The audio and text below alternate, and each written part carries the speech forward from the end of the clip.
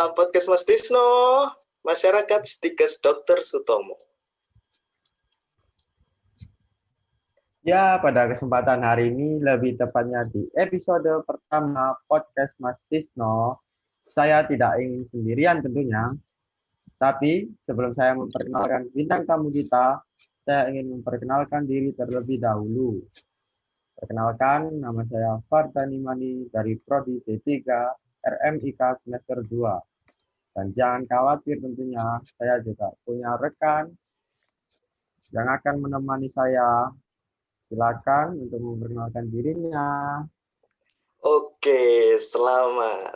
Terima kasih Kak Fardan. Perkenalkan, nama saya Farad Vinduta Kusri Ardi dari Prodi S1 Administrasi Rumah Sakit semester 2. Ngomong-ngomong nih, episode pertama nih kan, bintang tamunya juga spesial dong. Gak mungkin gak spesial. Oh iya, tentunya harus spesial dong. Oh ya, Kak Fardan sehat? Apa mungkin agak gak baik-baik saja gitu ya? Alhamdulillah, sehat dong. Kamu sendiri gimana? Alhamdulillah. Alhamdulillah, seperti suara saya yang semangat ini. Gak mungkin saya gak sehat ya. Oke. Mungkin sudah saatnya kita memperkenalkan bintang tamu kita ya. Mungkin bisa diperkenalkan dari yang cantik dulu nih. Oke, Kak Asa. Halo, halo. Namaku Asa Salsabila. Aku perwakilan dari Prodi S1 Administrasi Rumah Sakit semester 8. Oh, semester 8 ya. Sudah lama ya, 4 tahun di Stikes ya. Ya, udah dong. Oke, udah kenal semuanya kan ya. Saatnya sekarang yang ganteng ini. Silakan kakak. Halo semuanya, Halo. saya Habib Baliko, mahasiswa semester 6, Prodi D3 Rekam Medis. Oke, tadi sudah memperkenalkan nama aslinya semua ya. Untuk Kak Anissa nih, mungkin ada nama panggilan atau nama hitsnya, lebih suka dipanggil apa? Ada sih, tapi kayaknya agak aneh gitu ya. Gak apa-apa, Micin. Kak. Gak apa-apa. Di sini kita terus terang aja. Biar asik gitu, biar lebih Namanya apa. tuh, biasa dipanggil sama teman-teman Micin. Wow, Unik juga ada, ya. iya lucu banget nih Maret. Apa ada alasannya tersendiri Kak kok dipanggil begitu? Ada. Jadi dulu waktu maba itu lagi gencar-gencarnya generasi micin. Terus nama aku kan Asa. Jadi disama-samain gitu loh. Sasa micin. Oh, Sasa Micin. Oh, Sebut merek ya kita. Vetsin ya. Oke. Untuk Asik Kak Habib juga. sendiri nih, Kak Habib, ada panggilan khusus nggak ini? Atau nama-nama kece, atau nama-nama mantan terdahulu memanggil Kak Habib gimana itu? Asik. Nama panggilan, kalau selama kuliah sih teman-teman hanya sekedar nama ya Habib gitu aja ya. Tapi kalau dulu ketika SMA, teman-teman sering manggil aku Habs. Wah, kenapa tuh? Kenapa? Karena itu nama sosial mediaku, HABSB, follow Instagram ya. Oke, Wah, mungkin bisa promosi sekalian ya. Iya dong. HBSB. Jadi kan di situ teman-teman manggil saya Habs. Jadi saya dulu SMA terkenalnya Habs. Tapi kalau kuliah biasanya dipanggilan agak jelas sih. Kenapa? Karena ya kalau di kelas bikin kelakuan nggak jelas juga sih. Tapi itu bikin seru. Ya Iya. memang. Kalau hal-hal nggak jelas itu terkadang juga membuat seru ya Kak ya. Ya benar. Tapi jangan dicontoh ya. Ya ini nih, ngomong-ngomong soal prodi nih, dari Kak Habib dulu. Untuk Kak Habib kan dengar-dengar tadi sudah perkenalan kan? Ya. Kan prodinya D3 nih. Mungkin bagaimana sih prodi D3 Rekam Medis itu? Apanya nih? Gimana apanya nih? Ya, rasanya mata kuliahnya berat atau enggak gitu. Sebenarnya sih ya, sebenarnya secara pribadi berat ya, secara pribadi. Kenapa? Karena dulu SMA-nya saya itu dari ilmu pengetahuan sosial, bukan dari ilmu pengetahuan alam. Jadi ibarat kata itu saya kembali lagi ke dunia yang baru.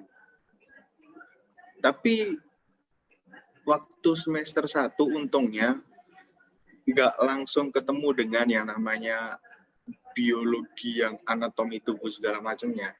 Kan masih diberikan dasar-dasar dulu waktu semester 1. Semuanya masih dasar dan masih ada bahasa Indonesia, masih ada matematika, masih ada agama dan lain-lain. Tapi begitu menginjak semakin tinggi level semester, ya mau nggak mau harus mengikuti dan ya meskipun hasil nilai ya maksudnya nggak maksimal, ya masa tampang gini hasil maksimal nggak mungkin kan. ya, Tapi baik. di Prodi D3 secara materi atau secara mata kuliah emang saya kurang suka. Ya karena basicnya orang sosial ya bukan alam, tapi dosen-dosennya yang bikin tertarik. Kayak misalnya dulu dosen pertama dulu yang buat saya tertarik itu Bu Widi. Beliau cara ngajarnya sangat asik. Jadi cara menerangkannya itu benar-benar membuat mahasiswa yang bahkan di kelas saya itu ada banyak, ya nggak banyak juga sih, ada juga yang dari IPS, bahkan ada yang dari multimedia kalau nggak salah. Jadi nggak benar-benar bosen gitu kami ya, Kak, ya? diajarkan. Iya benar banget, benar. Jadi kami diajarkan ya dengan cara beliau yang selalu keliling kelas. Ya gitulah, enak di Prodi D3. Seru. Oke, keren Kak jawabannya, bijak sekali. Oke, kan tadi Kak Habib sudah menerangkan kan ya untuk D3 RMIK itu apa sih? Sekarang coba deh Kak Asa mungkin menjelaskan kan dari Prodi S1 administrasi rumah sakit. Lah, di administrasi rumah sakit itu apa sih yang di Apa ya? Kalau aku kan udah 4 tahun ya, jadi udah melalui berbagai hal kegiatan dari kampus. Kalau sekarang, Semanis dunia kampus. ya bener itu bener. Eh, jadi sekarang lagi skripsi, jadi udah pernah ngelewatin masa KKN, terus PBL online, magang online, terus sekarang skripsi. Untuk S1 administrasi rumah sakit sendiri, untuk mata kuliahnya nggak seberapa berat sih kalau menurutku ya. Kalau selagi kita dosen-dosennya juga enak, enjoy, bikin mahasiswanya enjoy. Aku sih nyaman-nyaman aja, enak. Enak ya, mungkin agak karena dosennya juga cantik-cantik gitu, Bener, ganteng-ganteng. iya bener itu, bener. Tunggu, bentar ya. Kan tadi udah dijelasin dari masing-masing prodinya. Mungkin sekarang bisa tahu alasannya kenapa bisa memilih prodi itu. Iya, alasannya Kak HB milih D3 atau Kak Asa milih S1 administrasi itu mungkin ada alasan khusus gitu. Mungkin bisa Silakan diterangkan. dari Kak Habib. Alasan ya. Alasan keren sih. Boleh cerita nggak sih? Boleh. Boleh ya. Jadi sebenarnya dulu saya itu anak yang suka bermain dengan digital. Apapun itu tentang digital, saya suka. Ya walaupun nggak ngerti, tapi saya suka dengan digital. Nah, IT nih Nah, Kak. waktu ketika lulus SMA, inginnya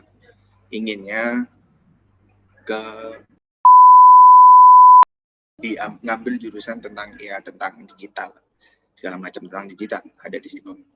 Nah, tapi sama keluarga agak dimiringkan gitu, maksudnya diarahkan ke arah kesehatan. Ya, aku ngerti sih, saya ngerti diarahkan kesehatan. Cuman mereka ngiming bahasanya ngimingi kayak nawari, kayak memberikan negosiasi gitu kayak negosiasi yang saya pasti akan masuk ke sana dan saya itu aja masuk rekam medis. Saya pikir kan rekam medis wah seru pasti ya, rekam medis merekam kegiatan medisnya kan, pikirku. Dulu awalnya saya rekam medis mungkin itu. Terus bude saya kan perawat, dikasih tahu gitu. Terus di rekam medis gue enak. Di situ kamu nanti bisa ngatur-ngatur berkas menggunakan komputer. Terus kamu diajari ya ada dunia digitalnya. Oke, tertarik kan gue. Seru nih, tertarik. Terus akhirnya lihat di Google juga, ternyata ada Stikes. Bude juga menawarkan Stikes langsung. Setelah lulus, dulu alhamdulillah SNMPTN ya. Gini-gini juga SNMPTN, cuman nggak ditolak, cuma masuk SNMPTN ya. Jadi nggak SBM terus langsung, jadi SNM ditolak langsung ke Stikes. Makanya NIM saya 02 karena saya daftarnya pertama kali. Awal-awal ya. Awal-awal. Iya. Ya, terus akhirnya masuk dan ternyata ketika tes, apa yang kalian tahu rasanya? Tes ya kan kalian tes GBT kan ya? Iya, gimana tuh? Tesnya kan ada tes angka-angka, nggak ngerti kimia mungkin ya, kayak tes kimia biologi nggak jelas. Mohon maaf nggak jelas ya. Saya yang nggak saya paham ya, yang nggak saya paham dan ya nggak ngerti kenapa kok saya bisa masuk. Padahal waktu itu saya ngisinya, mohon maaf ya Bapak Ibu, Bapak Ibu dosen yang melihat. Saya ngisinya ngerti sistem cap cip cup kembang kucup ya sih. Iya itu hitung kancing. Ya itu sama ya itu ya akhirnya masuk. Tapi terus ketika masuk untuk menghilangi kebosanan saya di rekam medis ya akhirnya saya masuk di organisasi. Untungnya ada organisasi. Jadi bagus di organisasi, pendidikan ya nggak tahu lah kayak gitulah ya. Tapi seru di rekam medis, itu alasan saya masuk. Untuk Kak Asa sendiri apa nih alasannya nih? Kalau alasan ya, kalau ditanya alasan itu pasti sama kayak Habib. Jadi udah pernah keterima SNM, tapi ternyata waktu daftar nggak keterima, terus sempat ikut SBM, terus akhirnya nggak terima. Namanya mahasiswa akhir ya, pasti semua mahasiswa yang akhir itu lagi pusing-pusingnya kan, kayak milih jurusan gitu. Itu wajar sih menurutku kan, semua mahasiswa kayak gitu. Wajar Manusiawi lah. Manusiawi. Terus akhirnya disaranin sama orang tua, mau nggak ke sini, apalagi yang deket rumah di S1. Tapi ayah nyaraninnya di yang S1 bukan yang D3. Dan enaknya di S3 ke sini kan itu ya nggak berhubungan sama kayak darah suntik itu kan nggak mau kan sampai kayak gitu. Terus akhirnya ya udah ya nggak apa-apa lah nyoba S1 administrasi rumah sakit dan alhamdulillahnya ya udah enjoy sampai sekarang. Baik. Menarik sekali alasan dari ketua. Lucu juga ya alasannya, nggak ada yang mau ini terlibat dengan darah atau suntik. Sama saya pun juga. Kan ngomong-ngomong masih masuk alasan nih. Apa sih yang membuat tertarik untuk masuk di D3 rekam medis ataupun S1 administrasi rumah sakit? Mungkin Kak Asa dulu nih. Apa sih yang membuat tertarik? Yang tertariknya itu ya pertama itu karena orang tua pengennya di S1 langsung gitu kan. Kalau di D3 itu sebenarnya bisa nanti transfer ke S1, tapi di mana ya, jauh pokoknya di daerah luar kota Surabaya. Nah, akhirnya aku pilih S1 kan. Terus yang bikin tertarik selama ini aku kuliah itu apa ya? Ya itu kita itu kayak bisa belajar meskipun aku dari IPA dan di sini tuh banyak manajemennya, tapi ya enjoy aja, nggak sampai yang benar-benar neken mahasiswa itu enggak. Itu sih yang bikin aku tertarik, apalagi kan sebelumnya aku nggak tahu tuh apa-apa yang tentang rumah sakit, terus sekarang itu udah tahu tentang rumah sakit sampai seluk-beluknya itu, ya itu yang bikin aku tertarik itu. Cukup ini ya, agak membuat tertarik untuk masuk prodi S1 ini. Harus itu dong. Baru S1 ya, Red ya? Iya, itu masuk S1, belum yang D3 ini. Ya, sekarang coba Kak Afif dong. Yang membuat tertarik. Saya tertarik masuk gitu. Iya. Apa Ya. nih? Kalau dengar cerita saya yang tadi, masa ada ketertarikan saya untuk masuk ke rekam medis? Nggak ada rasa. Maksudnya, ya memang secara jujur sih tertariknya karena dulu waktu SMA itu memimpikan, wah seru ya jadi mahasiswa gitu kan, mahasiswa yang keren. Ya pasti gitu kan, anak SD mimpikan, jadi anak SMP keren, anak SMP mimpikan anak SMA, SMA keren. Nah, waktu sama, daripada SNM nggak terima, daripada SBM nanti nggak terima ya kan, ngerti kapasitas otak, ya udahlah kita masuk aja ke rekam medis. Enjoy kan, Beb? Sebenarnya gimana? Kan pasti enjoy sama dosen-dosennya di S1 di D3. D3 banget. Kalau itu ya kan itu setelah masuk. Tapi sebelumnya kan tertariknya itu karena kenapa nggak milih S1 tapi lebih ke D3. Pertama saya lihat di Google itu kalau D3 bisa sambil, maksudnya bisa bekerja gitu kan, biasanya diploma secara kelulusan pencarian kerjanya, prakteknya maksudnya, prakteknya terbukanya. Nah, D3 lebih banyak praktek juga ya Kak? Benar. Dan saya tipe orang yang nggak suka banyak teori, lebih baik praktek daripada banyak teori. Ya kan, banyak teori tapi ketika praktek teori nggak digunakan kan buat apa? Ya kan, juga mubazir gitu. Benar. Ya, jadinya akhirnya saya milihnya bukan saya sih, tapi keluarga juga mengarahkan, ya udah ke rekam medis. Ya udah akhirnya ke rekam medis. Ya itu di awalnya agak nyesel kena tesnya tadi yang nggak ada angka, aduh gimana, nggak terima ya apa ya. Dan akhirnya keterima juga sih alhamdulillah. Terus akhirnya masuk, ya yang bikin lebih tertarik lagi dosen-dosennya sih yang luar biasa. Dan alhamdulillah sampai akrab dengan Eyang Sri. Beliau sangat membantu banget sih. Kan saya minus di coding ya, maksudnya saya nggak jago coding banget sih. Tapi Eyang Sri membantu sekali dalam mengcoding. Dan untuk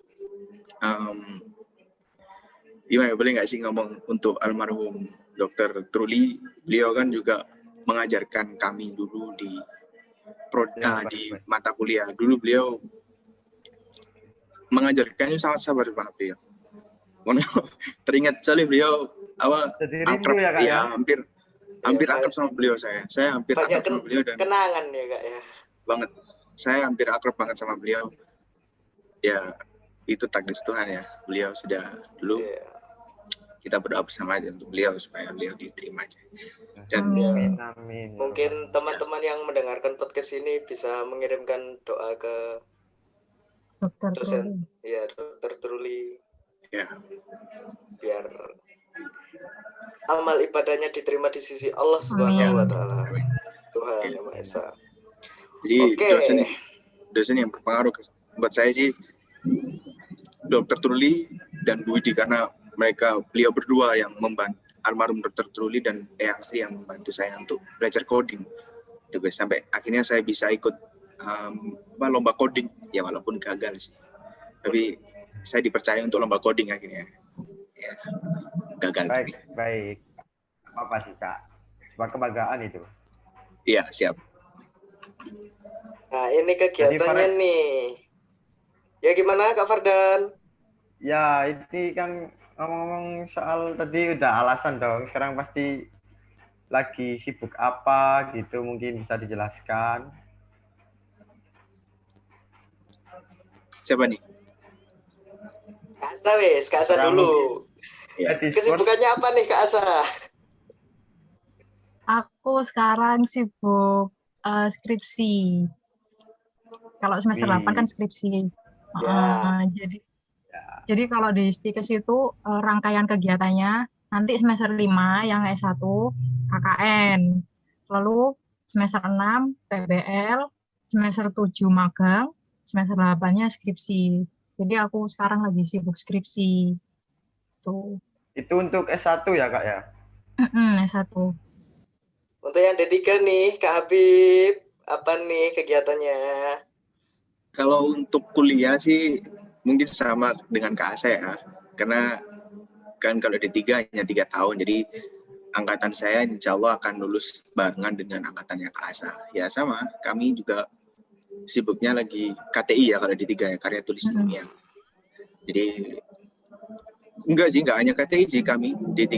Untuk saat ini kami juga lagi nunggu PKL 2. PKL 2 belum ada informasi dari Puskesmas.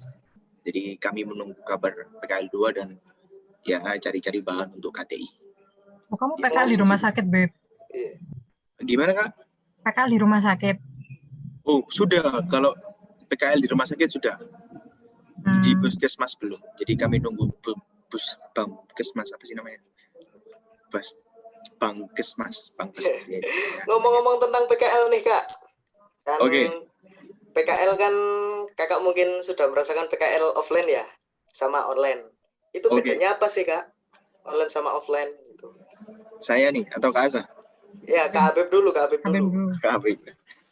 PKL sebenarnya kalau disuruh milih ya antara PKL offline sama online, saya lebih tertarik yang offline. Mungkin semua orang juga berpikiran gitu sih. Kenapa kalau offline? Karena ya saya kan tipe orang yang suka bersosial secara langsung ya, maksudnya menambah wawasan dan menambah teman juga kan kalau kita berteman. Langsung interaksi gitu ya, Kak ya. Benar, ya gitu. Dan lebih gampang dalam mencari masalah.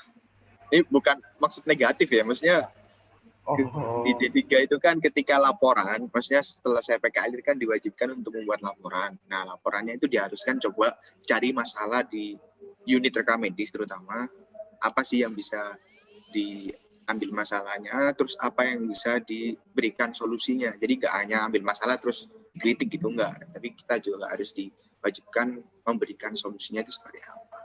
Nah, kalau di online, sebenarnya ada enaknya juga. Enaknya kenapa? Bisa santai-santai gitu. Enaknya cuman itu. Cuman nggak enak. Ya, cuman nggak enaknya. Malesnya jadi 1000 kali lipat. Itu sih ngomong-ngomong PKL offline kan ini bisa interaksi. Apa sih yang buat nggak enak? Yang buat nggak enak PKL offline, ya apa sih? Yang buat nggak enak ya? Ini sih dimarahi sih. Dimarahi siapa tuh, Kak? Iya, dimarahi petugasnya. Dulu saya, curhat nih jadi. Dulu saya itu pernah dimarahi juga karena hanya karena alasan tidak mencatat saja sih. Itu sebenarnya juga penting buat teman-teman yang lain, belajarlah mencatat, teman-teman. Ya, meskipun daya otak kita ingatnya cepat, cuman jangan mengandalkan itu. Saya orangnya gitu banget sih. Mentang-mentang ya ingat, tapi akhirnya lupa. Akhirnya tanya, terus akhirnya beliau marah ya, akhirnya ya, terus saya curhat ke dosen pembimbing, dimarahi lagi. Oke, 2 kali marah akhirnya. Kata lainnya gini ya, Kak ya, teruslah mencatat meskipun tulisanmu jelek. Benar. Kok ngerti kamu tulisanku jelek? Wah. Sama, tulisan saya juga jelek, Kak. Sama juga kok, Kak. Gak apa-apa, kita semua di sini jelek tulisannya. Wah, dapat ilmu nih dari pengalamannya Kak Habib ya. Mungkin dari Kak Asa sendiri ada ya pengalaman yang bisa dibagi? Apa ya, kan sekarang skripsi. Kalau skripsinya sekarang kan online ya. Jadi yang sempat offline itu di semester 5 itu KKN. KKN itu offline ini di masyarakat. Dan alhamdulillahnya itu H+2 minggu setelah KKN kelar itu ada COVID-19 corona. Terus ya udah terus habis KKN terus semester 6-nya magang. PBL. PBL ini mulai online. Terus semester 7 magang online. Kemarin habis selesai magang online. Terus sekarang lagi sibuk-sibuknya skripsi. Jadi apa ya? Bentar, kalau Kak. Ya. Kan tadi Kakak menyebutkan PBL. PBL itu sendiri apa sih, Kak? Oh ya, kalau di S1 itu namanya PBL. Jadi PBL itu praktek belajar lapangan. Kalau yang D3 Habib tadi kan PKL, praktek kerja lapangan. Jadi bedanya cuma di situ, tapi ya sama. Kita harusnya, jadi sebenarnya KKN kan emang di masyarakat. Terus PBL sama magang harusnya ini di rumah sakit. Nah, karena kita lagi ada corona, risiko tinggi. Terkendala pandemi ya, Kak. Terkendala pandemi, risiko di rumah sakit juga tinggi. Akhirnya Stikes ini konversi gitu jadi online. dan alhamdulillahnya ya terlampaui semua sih. Mungkin Kak Asa ada kesulitan di KKN, bisa diceritakan sama teman-teman yang lainnya, yang offline maupun yang online, Kak? Apa ya, kalau kesulitan waktu KKN, nggak ada sih, alhamdulillahnya nggak ada. Nggak ada KKN tuh nggak ada sulit-sulitnya kok. Kita enjoy aja kan, kita belajarnya nggak di kelas tuh, jadi nggak bosen di luar ketemu orang-orang banyak. Terus yang waktu PBL online juga alhamdulillah nggak ada kendala. Tapi ada sih kendala sedikit kayak dosen, kan pasti dosen pembimbing kita nggak on time gitu kan. Kita juga nunggu responnya, nggak kan namanya mahasiswa pengen cepet mari gitu kan, selesai. Nah, kalau dosennya itu ya mungkin slow respon, tapi kan balik lagi itu sudah sudah capai targetnya lah. Terus habis PBL online, magang online kan. Kalau yang kemarin ini, alhamdulillah juga nggak ada sih, nggak ada kendalanya. Alhamdulillah, lancar-lancar saja ya Kak ya? Lancar. Yang penting dinikmati aja ya Kak. Bener. Enjoy. Asikin aja. Nah, untuk persiapan nih, kan PKL nih, kan mau PKL 2 nih Kak Abe. Persiapan apa saja sih yang dipersiapkan? Selain mental untuk dimarahi ya Kak ya? Nggak akan dimarahi sih, karena online ya. Online. Alhamdulillah. Bener juga. Ya, online. Jadi ya yang jelas persiapannya apa ya?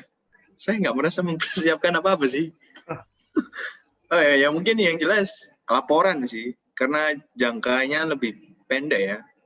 Cuman berapa bulan lagi sudah ini apa itu namanya, seminar proposal, sempro. Jadi jangkanya pendek gitu, maksudnya ya harus cepat-cepat buat laporan juga. Jadi teman-teman, mungkin saya rasa teman-teman yang angkatan saya yang KTI, maksudnya yang semester akhir di D3 Prodi, maksud saya Prodi D3, itu mempersiapkan yang sama, kayak persiapan laporan buat PKL 2 maksud saya. Jangkanya pendek banget soalnya. Selain enak untuk online, jangkanya juga pendek ya Kak ya? Terpotong waktu. Iya, benar. Tunggu Faret. Potong Aku waktu. lagi kepo nih. Kepo apa tuh? Ya, tahu sendiri kan aku juga dari D3 nih. Cuma mau tanya yang tadi disebutin sama Kak Apit, itu maksudnya apa ya Kak? Seminar proposal yang saya pahami ya, yang saya tahu sempro itu kayak kita mempresentasikan proposal untuk penelitian kita nanti itu seperti apa, kita taruh maksudnya kita jelaskan di proposal penelitian namanya ya kan. Nah, nanti di sempro itu kita mempresentasikan di dosen penguji. Kalau nggak salah ya, nanti tolong dibenarkan ke Asa kalau saya salah. Jadi diuji oleh dosen penguji, dan seandainya tema maupun judul yang kita ambil itu sudah sesuai, maksudnya kita mampu untuk meneliti secara kemampuan kita itu bisa, akan dilanjutkan. Kalau seandainya tidak ya mungkin akan ada revisi lagi. Tapi doakan ya, kami semua baik Kak Asa juga skripsi KTI lancar semua ya. Doakan ya teman-teman. Amin. Amin kan Faret. Amin. Oh iya, makasih. Saya Mas selalu baru amin. Nih dari